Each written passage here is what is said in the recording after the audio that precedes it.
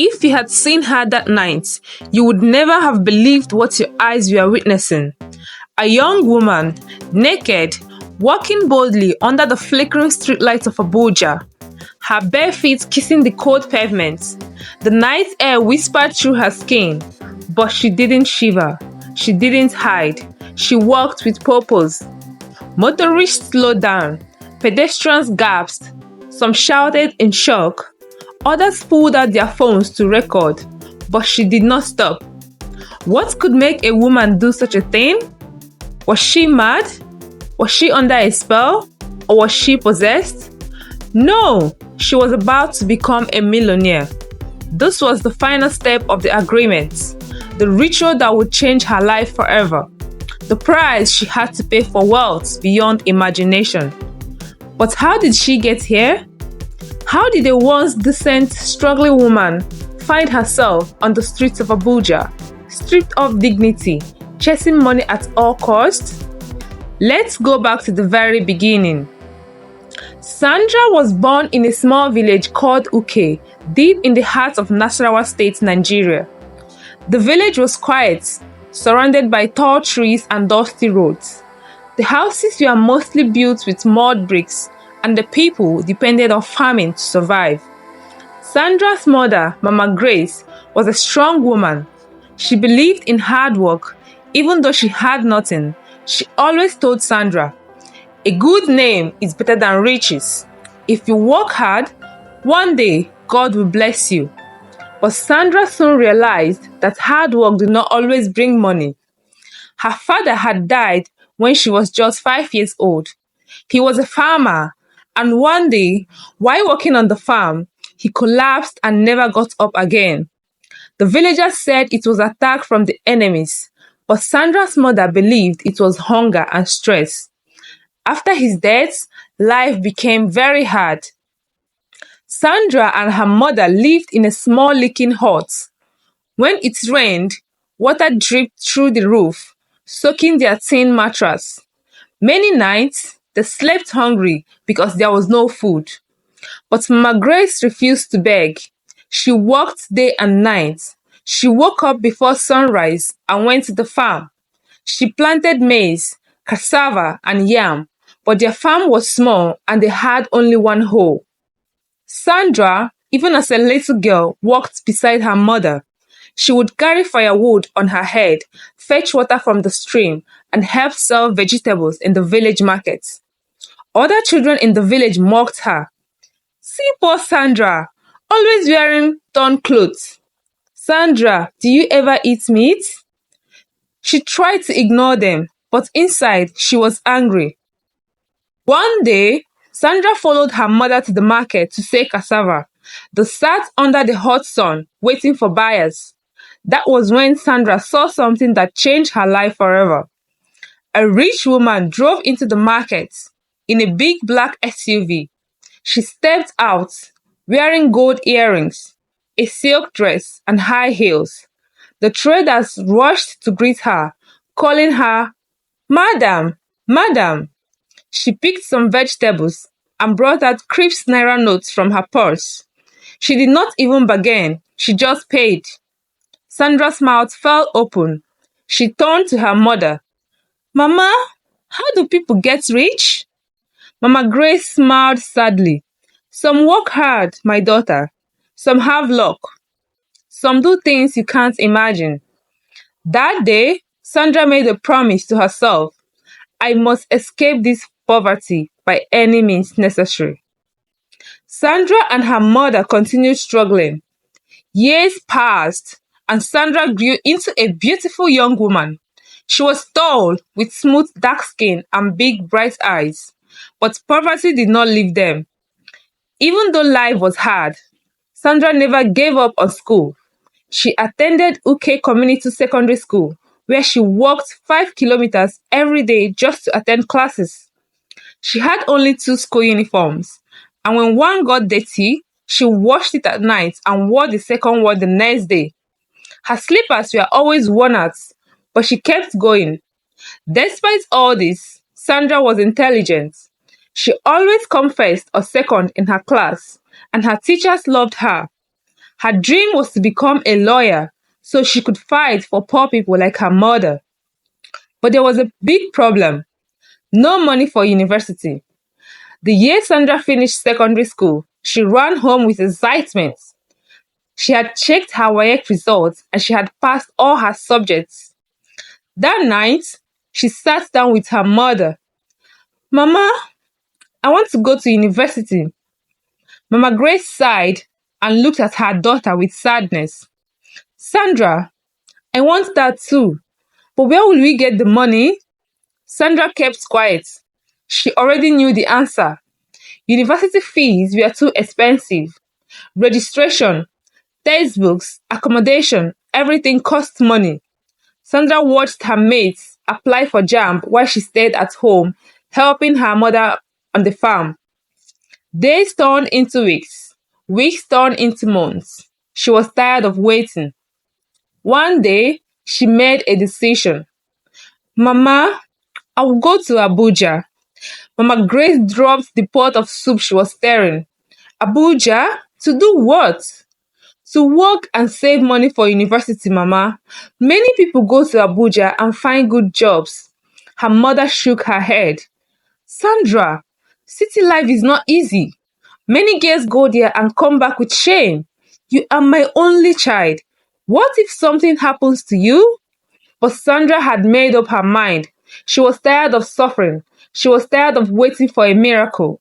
She knew Amaka, her friend, and other girls from her village who had traveled to Abuja and came back looking rich. Some had even built houses for their parents. She wanted the same. After many days of pleading, Mama Grace finally gave her blessings. With only one small bag, a pair of worn-out shoes, and 5,000 naira that her mother borrowed from a neighbor, Sandra left for Abuja. She had no idea that this journey would change her life forever. The day Sandra arrived in Abuja, she felt like she had entered another world. The tall buildings, endless roads, shining streetlights, and busy people were nothing like her quiet village in Uke.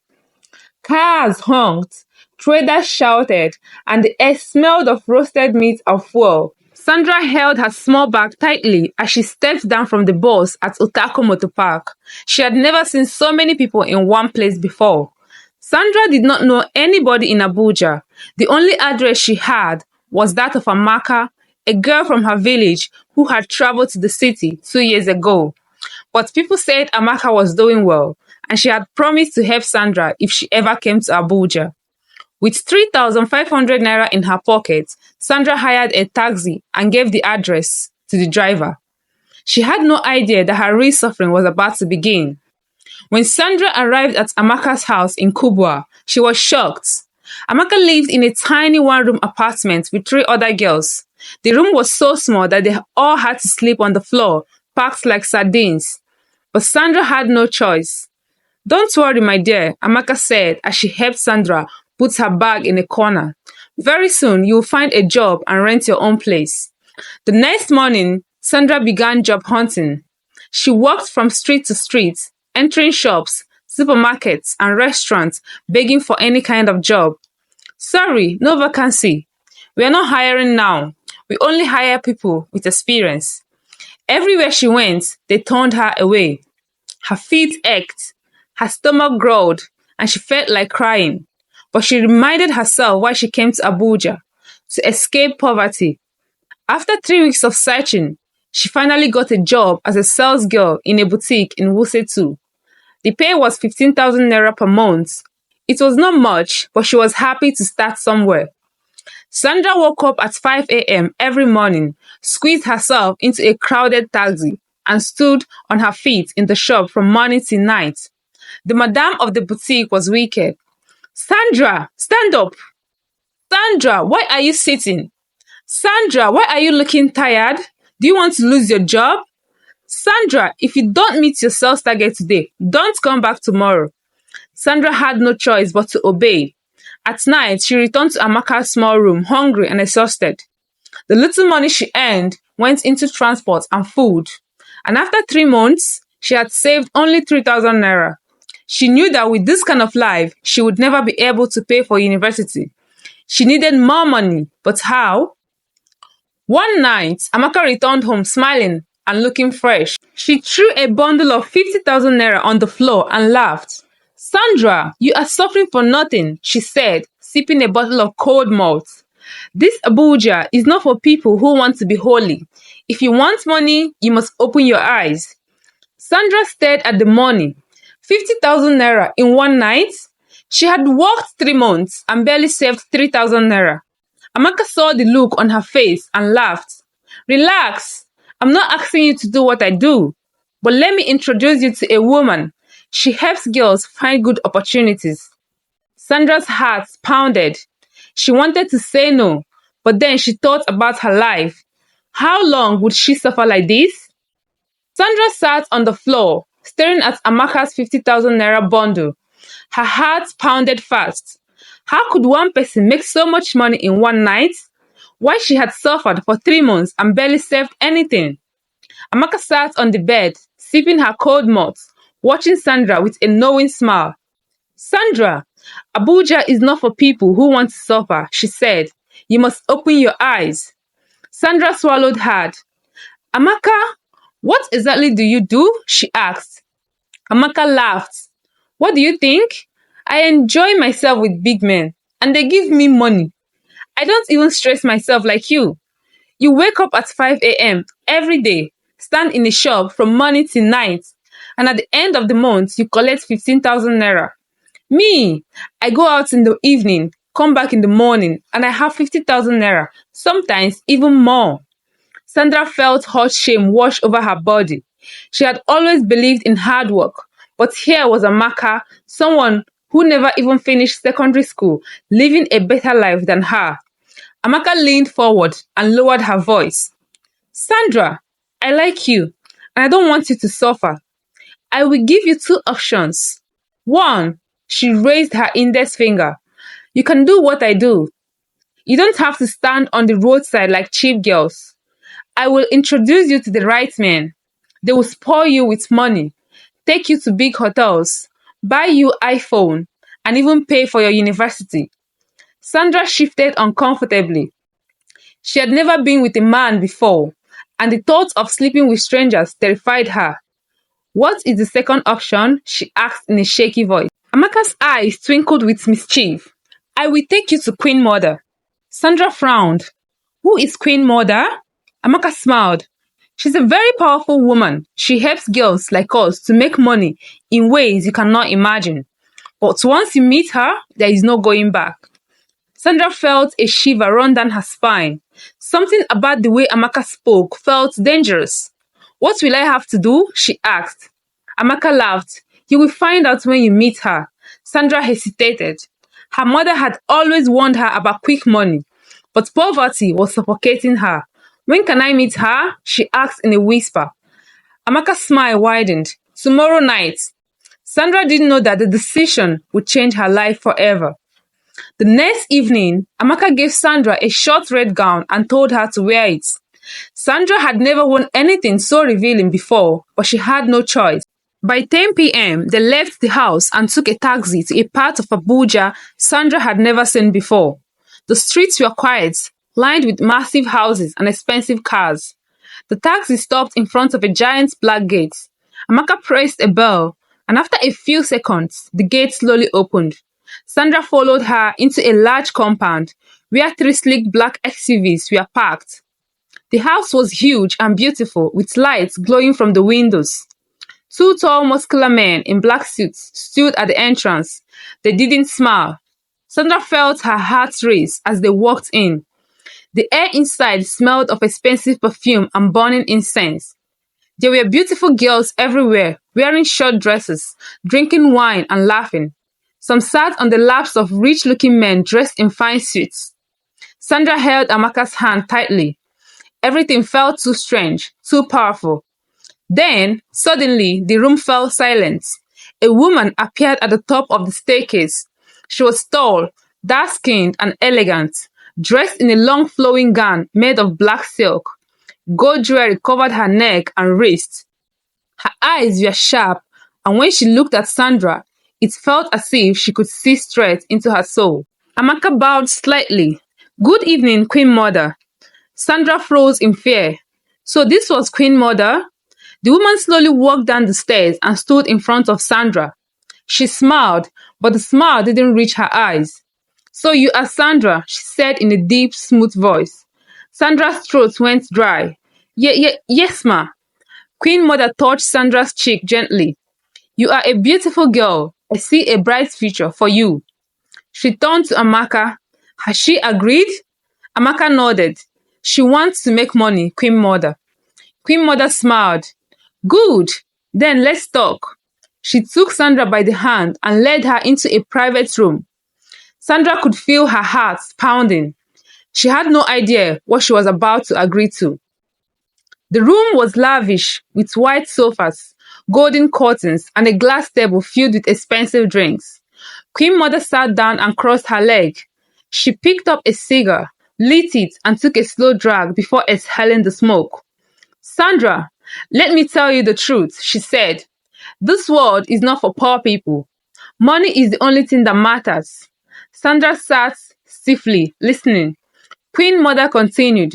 Some people spend their whole lives working like slaves and die poor. Others choose a different path, a path that guarantees wealth, power, and freedom. Sandra felt a cold chill run down her spine. What do I have to do? She whispered. Queen Mother leaned forward. You will do something small, something very simple. Sandra swallowed hard. What is it? Queen Mother's eyes gleamed. She smiled. Then she said something that made Sandra's blood run cold. You will walk naked on the streets of Abuja for 7 nights, and in return, you will become a millionaire. Sandra's eyes widened in shock. Her entire body froze. Did she hear correctly? Queen Mother took another drag of her cigar and exhaled slowly.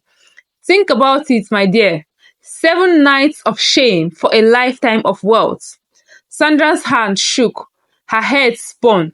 She had come to Abuja to work and build a future.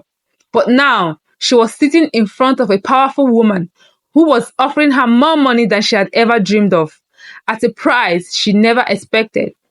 Sandra could not breathe. What she should do? Accept the offer or run? Sandra stared at Queen Mother in shock. Walk naked? On the streets? Her voice was barely a whisper. Queen Mother smiled, tapping her long nails against the table. Only for 7 nights, my dear. After that, your life would never be the same again. Sandra's head spun. She thought about her mother. Hard work is the only way to success, Mama always said. Never let greed push you into doing something you will regret. Sandra jumped to her feet. I can't do it, she gasped. I'm sorry, but I can't. She turned and ran out of the room, pushing past the guards, past the beautiful girls, past the smell of expensive perfume.